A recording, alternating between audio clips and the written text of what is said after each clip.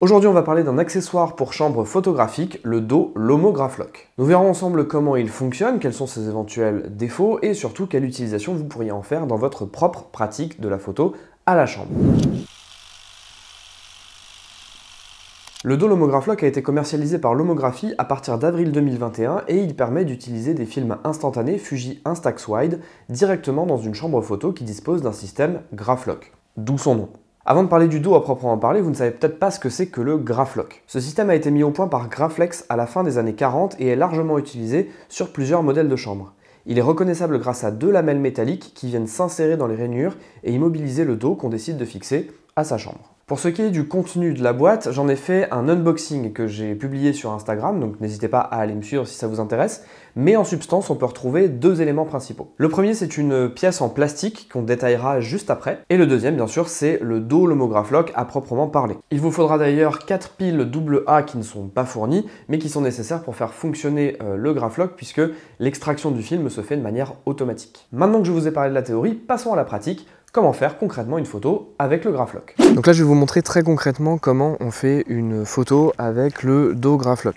Donc la première chose c'est d'avoir une chambre compatible forcément, et on va ensuite amener le corps avant, le sortir un petit peu, et puis on va utiliser ce petit outil. Alors ça c'est un truc que je savais pas que c'était livré avec le Graph-Lock, mais en fait c'est une sorte de masque qui vous permet de faire la mise au point au bon endroit. Pourquoi? Parce qu'en fait quand vous faites la mise au point sur un système classique avec châssis, le châssis quand vous l'insérez, le plan du châssis vient à peu près au même endroit que le verre de vis, que le dépoli. Là c'est pas le cas, le dos Graph-Lock vous allez le voir il est un petit peu plus gros et plus épais, et surtout le plan de netteté en fait au niveau du plan film il se fait un peu en arrière, ce qui correspond à peu près à l'épaisseur de ça. Donc du coup vous avez juste une flèche avec marqué insert dessus, hein, vous ne pouvez pas vous tromper, et on insère du coup le masque pour faire la mise au point. Donc là le masque est inséré, ça s'insère vraiment comme pour un plan film classique, hein, un châssis pardon. Hop, vous le mettez avec le dos compatible, et là du coup on fait la mise au point. Donc, alors je sais pas si vous voyez bien, mais on remarque aussi qu'il y a un léger masquage ici là, hop, et en bas. C'est parce qu'en fait le format de l'Instax-Wide ne permet pas totalement de couvrir le 4x5. Donc en fait le masquage sert à la fois à la mise au point et ça nous permet aussi de vérifier quelle part du dépoli va être concernée par l'image. Donc comme ça on peut faire proprement son cadrage. Donc ensuite moi j'ai fait ma mise au point, je suis assez content de ce que j'ai fait. Pour info j'ai fait un petit effet de bascule pour avoir un plan de netteté qui soit légèrement différent, mais ça je rentre pas dans le détail, c'est pas le sujet de cette vidéo. Ça veut juste dire que globalement il va y avoir un résultat avec du flou à droite, du flou à gauche, ce qui est pas très cohérent normalement, mais c'est un effet artistique que permettent les chambres. Ensuite il faut tout simplement enlever hop, le masque qu'on laisse de côté et on attrape le fameux dos Graph-Lock, alors qui du coup ici est éteint et verrouillé. Là on a une lamelle en métal, tout simplement c'est classique, hein, c'est ce qu'on a dans beaucoup de dos, notamment des dos moyen format ou pour des chambres. Pour les châssis par exemple on a des lames comme ça aussi, qui sont plutôt en plastique en général. Et l'avantage aussi c'est que du coup il est verrouillé, quand il est éteint le système il est vraiment verrouillé, donc vous ne pouvez pas retirer le slider par accident, hein. Donc ça c'est plutôt bien pensé. Donc pour retirer le dos, hop, on fait comme ceci, tac. Donc là, je vais vraiment virer le dépoli, tout simplement. Et ensuite, on vient installer le Graph-Lock comme ceci. Donc il faut déverrouiller, hop, ces deux parties ici. Et venir installer le Graph-Lock comme ceci, en venant le verrouiller à droite et à gauche. Voilà, et là, il est bien maintenu. Une fois que ça c'est fait, on fait les opérations classiques, donc on va mesurer notre lumière, faire les réglages, armer l'appareil photo, et ensuite je vous montre comment on fait une photo avec, tout simplement. Ok, donc là je suis réglé nickel, j'ai pris un diaph de marge parce qu'il y a quelques zones qui vont être un petit peu dans le sombre et je voudrais pas qu'elle le soit trop. La façade va avoir tendance à renvoyer un peu de lumière, mais elle n'est pas non plus hyper claire, donc voilà, on va partir de ce principe là. Il faut tout simplement pour faire une photo allumer le Graph-Lock, déverrouiller, hop là ici ça va déverrouiller le volet qu'on va pouvoir retirer, et ensuite tout simplement on fait notre photo en appuyant sur le déclencheur. Voilà, la photo est faite. Faut surtout pas oublier de remettre le dos, parce que si jamais elle s'ouvre intempestivement ou pour une raison X ou Y, faut bien que vous protégiez le reste de vos Instax. Et une fois que c'est fait, on appuie tout simplement sur ce petit bouton, le bouton qui est à côté du verrouillage, et ça nous sort notre plan film. Enfin, en l'occurrence notre Instax. Avant de vous donner mon avis sur le Graflok, je voulais vous montrer le témoignage de Michael qui a participé à mon workshop chambre 4x5 en août dernier et qui a pu tester le Graflok. Voici ce qu'il en dit. Malgré une couverture partielle du format 4x5 et l'utilisation d'une cale supplémentaire pour assurer une mise au point correcte, le Lomo Graflok est simple d'utilisation et vient combler le vide laissé par l'arrêt de fabrication des films instantanés grand format. Le Lomo Graflok offre la possibilité de pratiquer la photographie couleur à moindre frais, le coût des émulsions couleur étant très cher en grand format. Même si le support de l'Instax Wide n'est pas aussi flexible que les plans films classiques, il permet de s'affranchir des contraintes techniques et financières liées au développement et au scan des plans films. Pour vous faire mon retour sur ce produit, j'ai divisé mon avis en deux parties. La première, ça va être, on va dire, les défauts, mais surtout les mises en garde en fait que je pourrais faire à des gens qui voudraient utiliser le Graflok ou qui souhaitent l'acheter.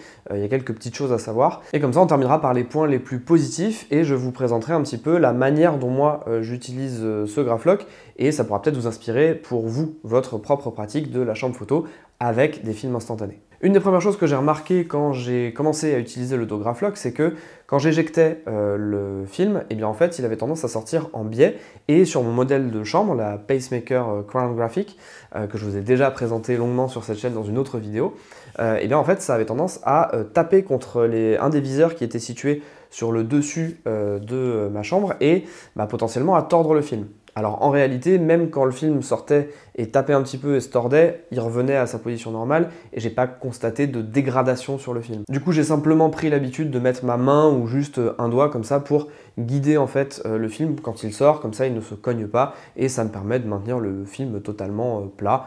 Ça évite qu'il se torde, tout simplement. Un autre élément qui m'est apparu quand j'ai fait les tests pour cette vidéo, c'est que comme le plan focal est décalé de 2 cm, et bien en fait son corps avant, on est obligé de le reculer aussi de 2 cm à peu près pour avoir la mise au point à l'infini.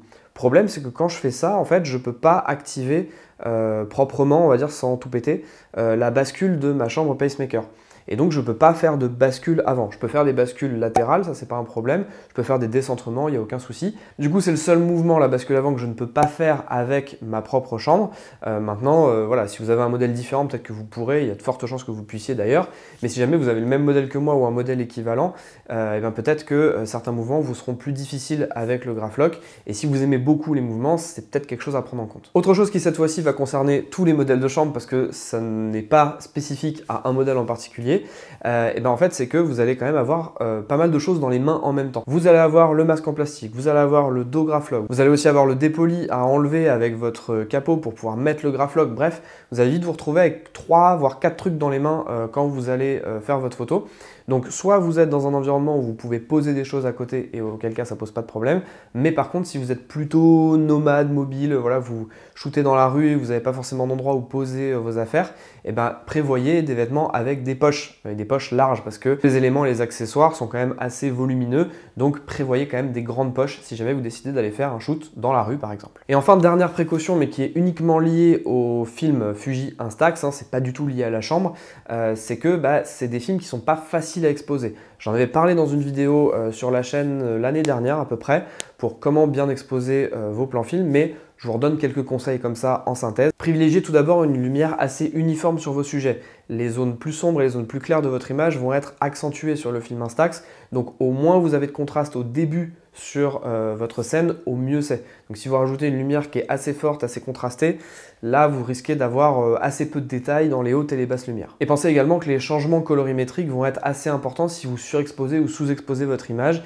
et également selon la lumière ambiante, vous n'aurez pas tout à fait le même rendu sur le film Instax, donc ayez ça en tête quand vous ferez vos prochaines photos. Ces limitations qu'on a sur le Fujifilm Instax me font aussi dire que l'argument comme quoi le Graflok pourrait être utilisé pour faire des test shoots, ce qui pouvait se faire à l'époque bien sûr, je trouve que c'est pas très pertinent parce qu'en fait si vous faites des images test avec de l'Instax pour ensuite utiliser des châssis avec des films, des pellicules classiques qui n'ont pas du tout la même dynamique, pas du tout le même rendu, je vois pas bien l'intérêt. Par contre, bien entendu, si vous voulez faire des test shoots juste pour vous rendre compte si votre chambre fonctionne bien, là il n'y a aucun souci, c'est clairement un outil adapté. En regardant le produit, on pourrait se dire qu'il a un positionnement assez étrange. En effet, on voit plutôt que les utilisateurs de l'Instax l'utilisent avec des appareils Fuji prévus pour ça, automatiques, grand public, voilà, des choses assez simples à utiliser et très amateurs dans leur approche. Tandis que les argenteux qui pratiquent la chambre photo ont souvent quand même un petit peu plus d'expérience, ont déjà un petit peu de parcours photographique et surtout utilisent des châssis classiques avec des plans film 4x5. Ou 8-10 pour les plus fous. Mais bon, je pense que ce dos peut être un pont intéressant entre les deux. Personnellement, je fais plutôt partie de la deuxième catégorie, même si j'ai pas 40 ans d'expérience photo, ça fait à peu près un peu plus d'une dizaine d'années que je fais de la photo, et je me suis mis à faire de la chambre il y a 1 an et demi à peu près, en étant passé par le 35 mm, le moyen format, etc. J'ai expérimenté pas mal avec des châssis classiques, des plans films, etc. Mais de temps en temps, quand je fais de la photo à la chambre, j'aime bien aussi pouvoir me dire que j'aurai mes photos à la fin de la session. Parce que forcément, quand vous faites de la photo à la chambre classique, faut avoir le temps de charger les plans films, faut ensuite se trimballer avec toute une armée de châssis pour pouvoir exposer toutes ces photos. Une fois que les châssis, on les a tous exposés, faut développer toutes les photos, et puis ensuite, il faut les scanner, etc. Bref, il y a quand même pas mal de boulot. Et je dois reconnaître que je fais aussi partie d'une génération qui aime bien de temps en temps l'instantanéité. Et donc revenir d'une sortie photo avec mes photos, je trouve ça quand même très cool. Et alors peut-être que dans l'autre sens, ça marcherait aussi. Des gens qui sont habitués à faire de l'Instax, qui découvrent un petit peu la gamme des films Fuji Instax, qui voient l'Instax Wide, qui voient ensuite que l'homographie a fait un dos pour monter sur une chambre, ils se disent tiens, qu'est-ce que c'est tiens, je connais pas une chambre photo, je vais m'intéresser. Peut-être qu'en fait, ils vont se rendre compte qu'ils peuvent faire des trucs assez incroyables avec les chambres, ce qui est plutôt vrai. Alors bien sûr, ce sera pas la majorité des gens, je pense que beaucoup de gens qui font de l'Instax vont rester sur l'Instax amateur et c'est très bien. Mais peut-être que ce dos-là va avoir pour effet d'inciter les gens qui feraient de l'Instax à s'intéresser à autre chose que des appareils automatiques, peut-être aller sur des chambres, des choses comme ça, mais tout en gardant ce côté instantané qu'ils aiment tant dans l'Instax. D'ailleurs, je suis curieux d'avoir votre avis en commentaire, mettez-moi ça en bas là dans la vidéo, ça permettra aussi d'enrichir, comme ça les gens n'auront pas que mon avis et ils pourront aussi avoir le vôtre. À titre totalement personnel, et c'est là que je voulais en venir aussi quand je vous disais que c'était l'intérêt principal de cette chambre pour moi, c'est que ça va ajouter une belle corde à mon arc de portraitiste. De base, quand vous faites des photos dans la rue, on vous remarque. Vous utilisez un appareil photo qui est assez imposant, qui est aussi assez curieux. Les gens ont tendance à s'arrêter. Alors je ne sais pas si c'est spécifique à Nantes, si on a la même chose en France ou dans le monde, mais en tout cas à Nantes, les gens s'arrêtent beaucoup. J'ai pas pu tout filmer, mais l'après-midi que j'ai passé à aller faire des photos dans Nantes, à chaque fois que je m'arrêtais, je me faisais interpeller dans la rue, pas du tout méchamment, mais voilà, par des gens qui s'arrêtaient, qui étaient intrigués, etc. Je vous mettrai les extraits. Vous allez prendre une photo maintenant? Ouais. Pourquoi vous? L'oiseau va sortir. Ouais, le rail peut bouger, ouais. Mais là, je suis au point sur la... Là, vous êtes au point, c'est quand vous faites le point. Exactement, c'est ça. Ah, bougez pas, c'est parfait. Alors, du coup, elle va être comme ça au final. Haut de la fontaine est ici normalement et le bas ici. Voilà, c'est ça. Pardon. Non, c'est pas grave. Et là, l'avantage d'avoir un dos Graflok, c'est que du coup, vous pouvez dire à la personne, si vous restez 2-3 minutes avec moi, je peux vous montrer comment j'ai fait la photo et à la fin, je peux vous montrer ce que ça donne. Et là, à 100%, les gens y restent, je peux vous le garantir. Et surtout, à la fin, ça permet d'avoir un truc tangible à montrer. C'est pas juste théorique, c'est-à-dire qu'on s'arrête pas sur une discussion de « Ah c'est cool, ça fait quoi comme type de photo, ça fait ci, ça fait ça ». Là, vous pouvez, hop, faire la photo. Et ce qui est encore plus cool, c'est qu'en fait, la personne voit même la photo apparaître sur le support. Et ça, quand même, quand on fait de la photo argentique, je sais pas vous, mais c'est quand même le truc qui fait qu'on craque en général pour du tirage ou ce genre de choses. Donc, on apporte aussi la magie argentique jusqu'au bout quand les gens sont intéressés et vous interpellent dans la rue. Finalement, on pourrait même imaginer un système où vous faites comme une Afghan box. Vous venez, vous posez avec votre chambre photo et puis vous faites des portraits de rue comme ça. L'avantage par rapport à la Afghan box, c'est que vous n'avez pas à gérer toute la partie produits chimiques, vous n'avez pas non plus à inverser les images. Une fois que vous avez fait un premier portrait, il faut le reprendre en photo, etc. C'est un processus qui est un petit peu plus long. Et là, avec le Graflok, vous êtes beaucoup plus souple et vous pouvez vous permettre de faire des portraits de rue un peu comme l'Afghan box. Et alors bien sûr, vous n'êtes pas obligé de faire que du portrait de rue, d'inconnus, etc. Vous imaginez bien que si vous le faites aussi en vacances, au sein de votre famille, vous pouvez totalement avoir cette approche qui est beaucoup plus instantanée, beaucoup plus ludique. Je pense par exemple avec des enfants, ils adorent ça, de revoir comment on peut faire une image alors qu'en fait ils ont des smartphones autour d'eux toute la journée, que les parents, les proches, etc. les prennent en photo avec des trucs où ils ont juste appuyé sur un écran. Là, ça rend le processus quand même vachement plus intéressant, vachement plus intriguant pour les enfants. J'en profite pour faire une petite aparté pour ceux qui auraient vu mon test du Beanstax, qui est en fait l'équivalent du Graflok, mais sur un Mamiya RB67. Donc en fait, le format est quand même un peu plus petit, ça utilise des Instax Square et pas des Wide. Honnêtement, j'aurais tendance à dire le Beanstax, mais c'est plus une question de poids et d'encombrement. Si je sais que je veux utiliser plutôt du moyen format là où je vais aller shooter, bah, je vais prendre le Mamiya et le Beanstax. Par contre, si je sais que je veux faire de la chambre et que l'encombrement n'est pas spécialement un problème, bah, je prends mes châssis et je prends le Graflock. À ceci près que via le Graflock, vous pouvez avoir les mouvements de la chambre, bascule, décentrement. Donc si jamais c'est un critère pour vous, bah clairement plutôt le Graflock que le Beanstax. Pour finir sur un aspect poids et encombrement, honnêtement, entre avoir un système Graflock et avoir une flopée de châssis à transporter, bah, c'est quasiment équivalent. Ça dépend du nombre de châssis que vous prenez, effectivement, mais le dos Graflock étant plus lourd qu'effectivement un châssis, mais si vous prenez 3, 4, 5 châssis, bah, vous allez vite vous retrouver avec les 500 grammes du Graflock. Honnêtement, le masque en plastique, ça prend un petit peu de place, mais c'est pas ça qui est lourd, honnêtement. Mais voilà, c'est globalement, on va dire, équivalent. Je l'ai fait une fois d'avoir le Graflock plus des châssis pour le workshop à la chambre 4x5. Honnêtement, c'est très lourd, surtout quand vous êtes nomade. Donc, en vrai, ça vous pousse à choisir. Est-ce que vous préférez faire du châssis ou vous préférez faire du dos Graflock? C'est pas mal aussi. En conclusion, vous aurez donc compris que ce dos Lomo Graflock m'a bien plu et que je continuerai bien sûr à l'utiliser dans ma pratique. Son utilisation lors de la prise de vue est quasiment semblable à celle d'un châssis classique, sauf que vous avez l'image quelques minutes seulement après le déclenchement. Je vous attends nombreuses et nombreux dans les commentaires si jamais vous avez des questions par rapport à cette vidéo, à des éléments que je n'aurais tout simplement pas évoqués et qui seraient pas clairs pour vous. Et je remercie au passage les équipes de Lomographie qui m'ont bien entendu envoyé le dos Lomo Graflock. Pour plus de contenu, je vous invite à vous abonner à cette chaîne ou éventuellement à devenir membre pour plus de vlogs exclusifs. N'hésitez pas non plus à me suivre sur Instagram où je publie régulièrement des réels et des photos. Et enfin, de venir participer à des workshops si jamais vous avez envie de vous former. Je crois que c'est bon, j'ai tout dit. En attendant, je vous dis à la prochaine. Salut!